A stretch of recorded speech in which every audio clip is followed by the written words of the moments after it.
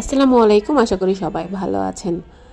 গর্ভাবস্থায় একজন মায়ের কতক্ষণ ঘুমের দরকার বা তিনি বিশ্রাম কিভাবে নেবেন সেটাই আজকে আলোচ্য বিষয়। একজন গর্ভবতী মা রাতে 8 ঘন্টা ঘুমাবেন, কোনো কারণে 8 ঘন্টার যেন কম না হয়, এবং দুপুরে খাবারের পর তিনি 1 ঘন্টা পূর্ণ বিশ্রামে থাকবেন। দুপুরে যদি আপনার ঘুম নাও হয় তাও আপনি বাম কাতে বিশ্রাম নেবেন। বাম কাতে বিশ্রাম নিতে আমরা কেন বলি?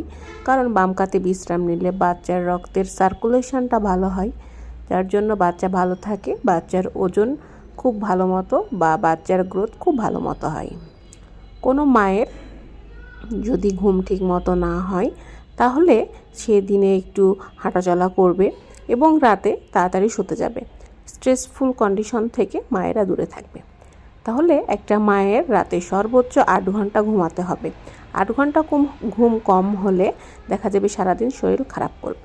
এজন্য ঘুম খুবই দরকার গর্ভাবস্থায়। ধন্যবাদ। ফলো দিয়ে পাশে থাকবেন।